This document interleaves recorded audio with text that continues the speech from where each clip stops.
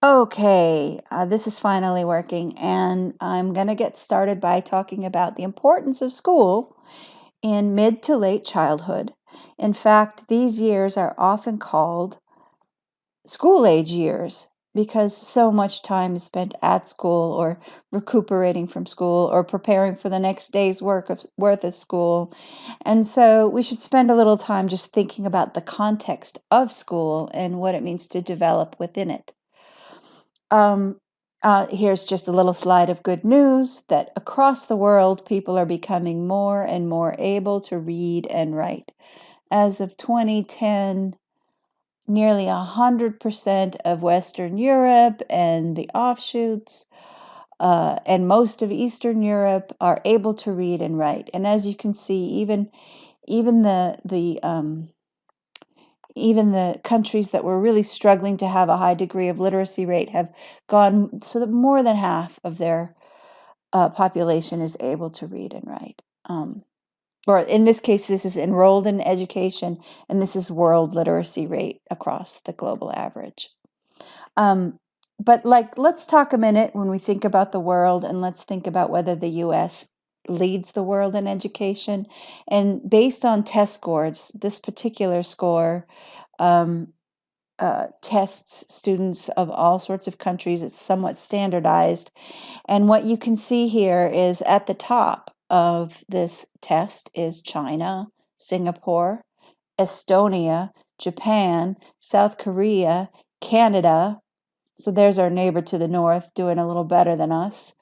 And here we are down here, right next to the Czech Republic, Norway, France, Portugal. We're not like we're not completely uh, terrible when it comes to our student performance, but we don't get to, strut around saying we're the best in the world because we're not when it comes to test scores. Um, One of the things that we talked about in the reading was what is the difference between constructivist versus direct instruction? And the constructivist point of view, it's like, oh, you build knowledge, you build one thing on top of another through experiences. Now, if you remember, I spent a good time talking about how important this is, especially when building skills, right? But one thing that's important in learning in school is that you're building knowledge, which is not the same as skills. Direct instruction, that view, it's like there are things you're supposed to know, like 2 times 2 is 4. Um, they're like the United States was founded in 1776, or at least that's when the Declaration of Independence was signed. Like there are things you just got to know. And so when you're talking about knowledge and the content of a discipline, the direct instruction approach is emphasizing just learn what there is to know. So, and you're wasting your students' time if you're like are giving them experiences where they may or may not hit upon the information that they're supposed to learn. So I found this quote, I liked this quote that's talking about, hey, guess what? You don't have to choose. This says the relative utility of direct instruction and constructivist approaches to teaching and learning are neither mutually exclusive nor independent. Both approaches have merit in their own right, provided that students have the basic knowledge and skills, best provided initially by direct instruction, before engagement in rich constructivist learning activities.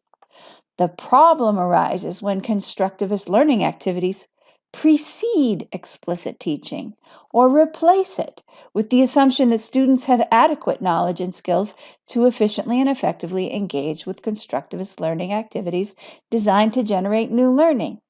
So essentially, this is somebody who's just encouraging using both judiciously to teach students. Direct instruction and constructivist experiences both play in.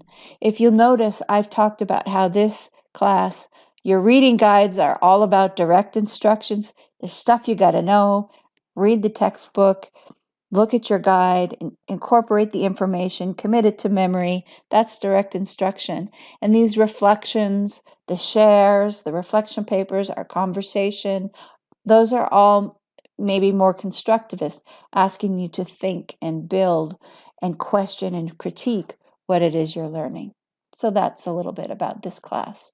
Some important legislation that we should know about is No Child Left Behind, was passed in the Bush administration. It was sort of modified when Common Core came along. No Child Left Behind emphasized standardized testing to hold schools accountable for learning, and funding was in part based on test scores, the scores that students got.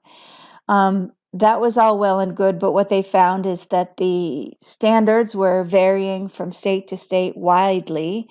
So they came up with Common Core, which is about promoting a similar level of rigor across different states for specific grade level standards.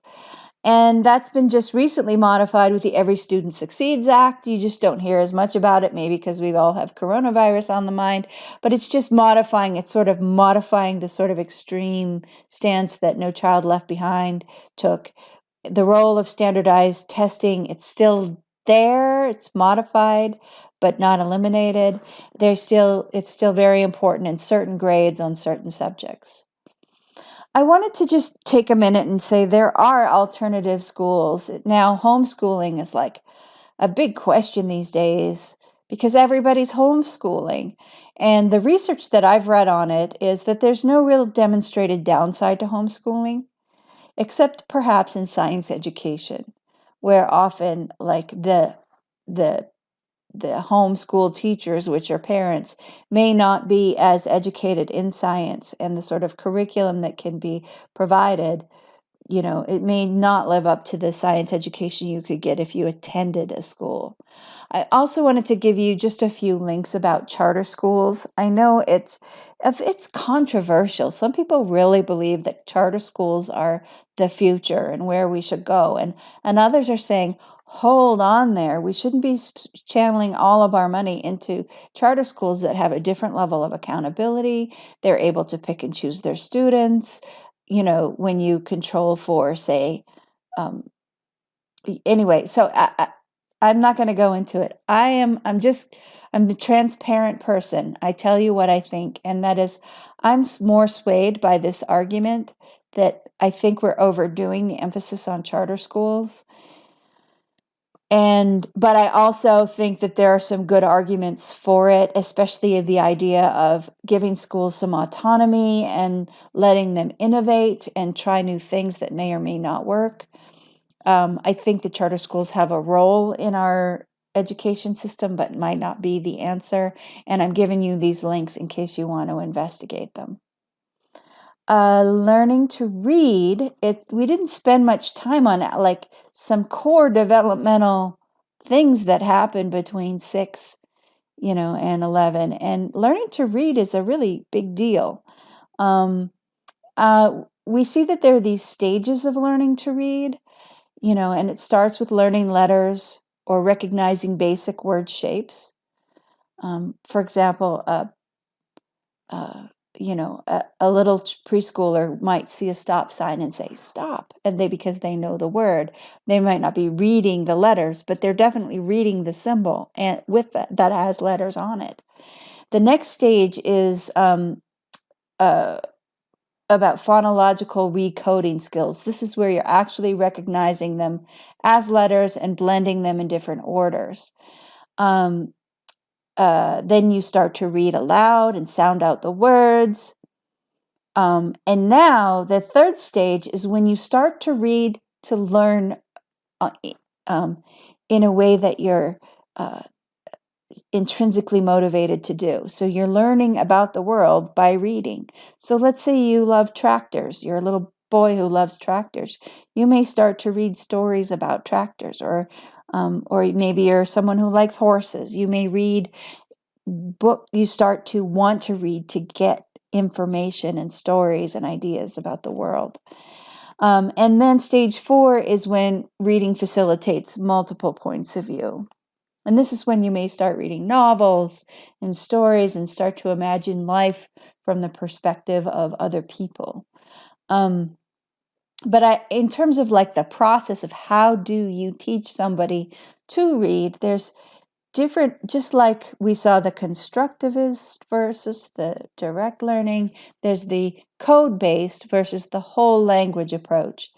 Essentially, whole language is less of a thing, and people are learning that the code-based, or simply phonics, is a very effective way to teach children to read. That it actually changes your neural profile as you learn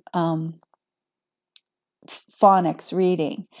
So what I did here is I have I'm just going to, I don't know if I want to click to it. It might be copyright protected, but this, it's just a really lovely example of a teacher teaching this child phonics.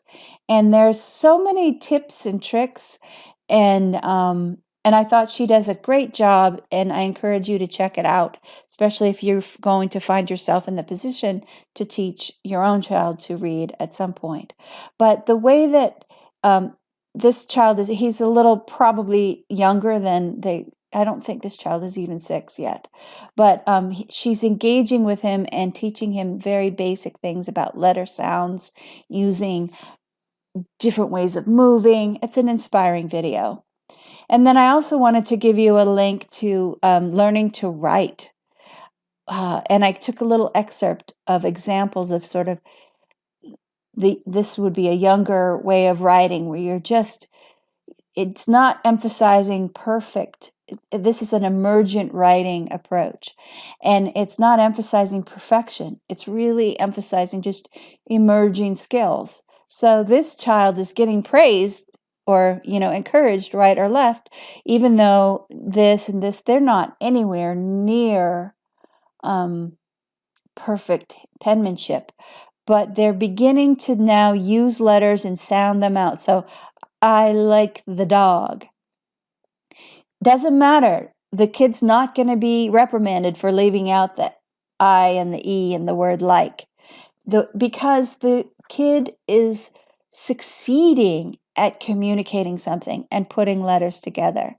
And, over time, they become more and more adept at controlling their fine motor skills and writing it according to the norms of the English language. That comes. Another idea that's important didn't really get touched on in the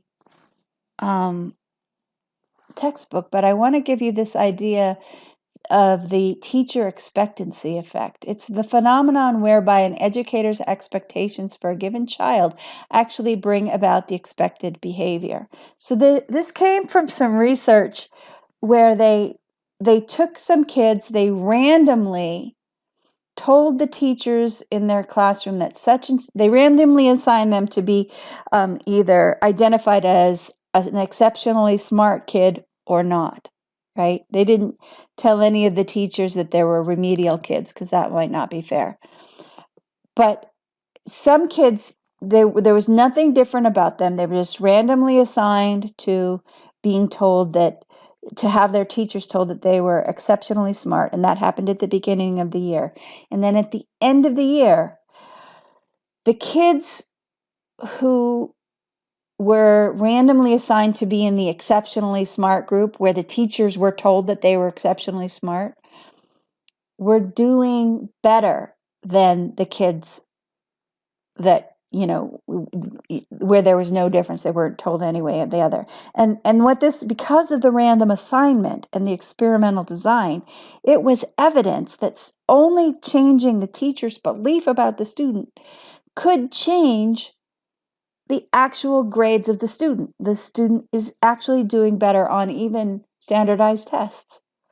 So what this is saying is that the belief that the teacher has about the student can bring about changes in the student's behavior.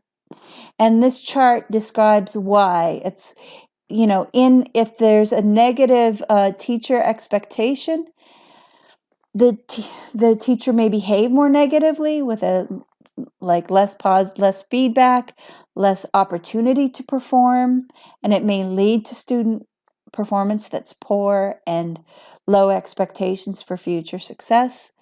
Whereas if the teacher thinks that the student is going to be a good student, they're going to give more positive feedback, more social smiling, more, hey, could you give us this answer? Opportunities to perform, and then it's going to be lead to more success from that student.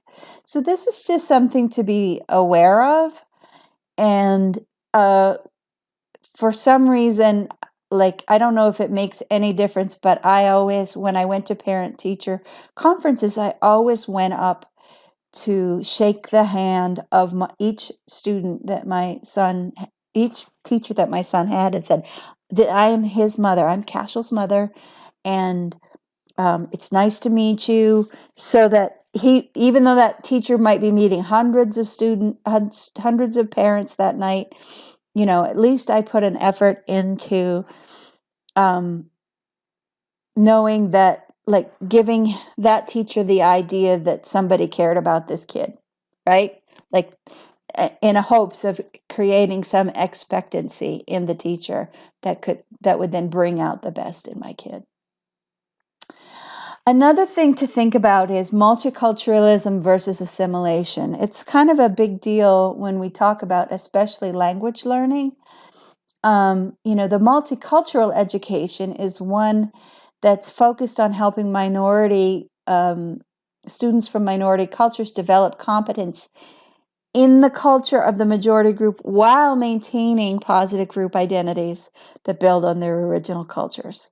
So it's not asking students to abandon their prior culture or their family's culture in favor of the dominant one, but rather allowing both to coexist. The cultural assimilation model is the view that American society is a melting pot, and all cultures are amalgamated into this unique, unified American culture, kind of the way we eat pizza and tacos, and Kung Pao chicken. It's but I mean, that's all well and good because we can just go to whatever drive through and pick up whatever food we want.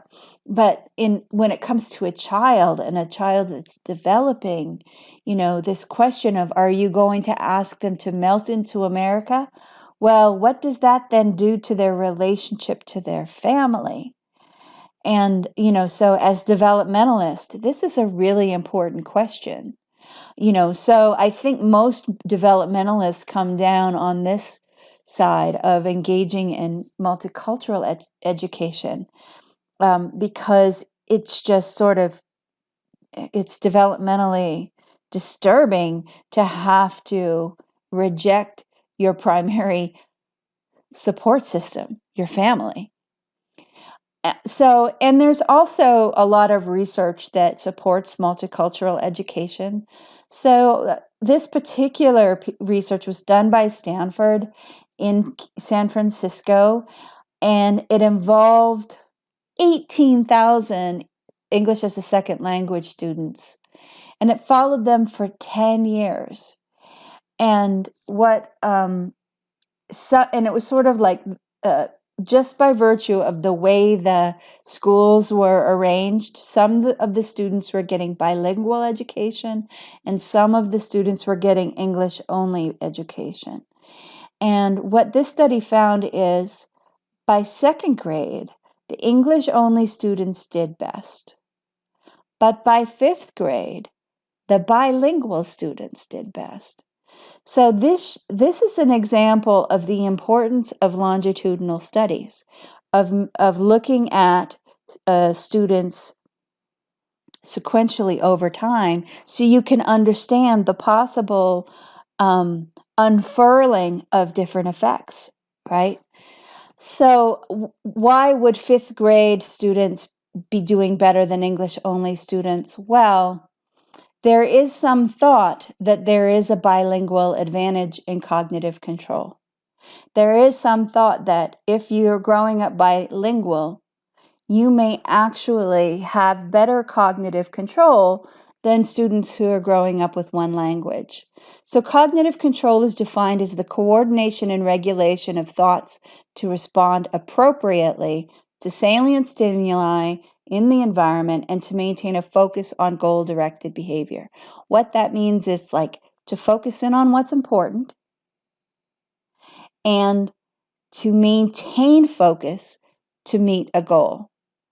And so it is understood, this is sort of a survey of research that is looked at by the bilingual advantage in cognitive control. And what it finds is that while a few recent studies, let's see, 7 recent studies have found that there was no bilingual advantage.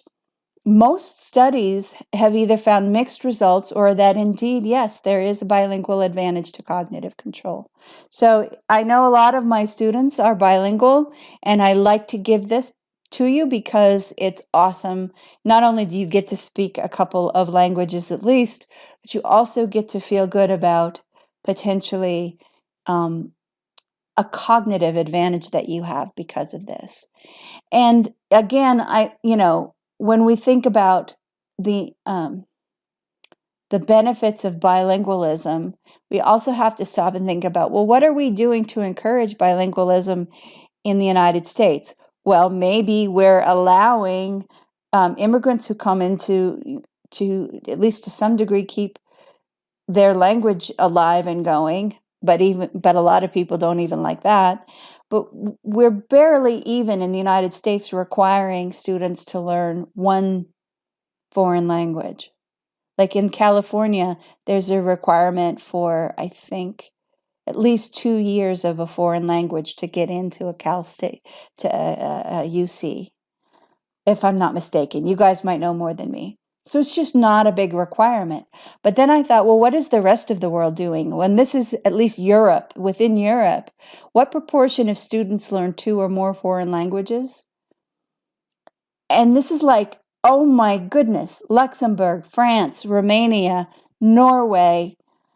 These are all like 100%, 99% are learning 2 or more foreign languages. So, that's kind of interesting. But I do want to just take one more minute as we close this out and just talk about this immigrant advantage in middle childhood.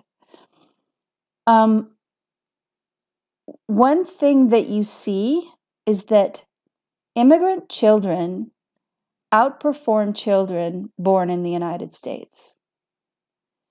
There's a higher motivation to succeed, a deeper commitment to the family, and less materialism and selfishness overall. So these are really important advantages, and I just thought it would be good to highlight them, celebrate them, emulate them if we can. Anyway, so this is it. That's what we have about schooling in mid to late childhood, and thank you for listening.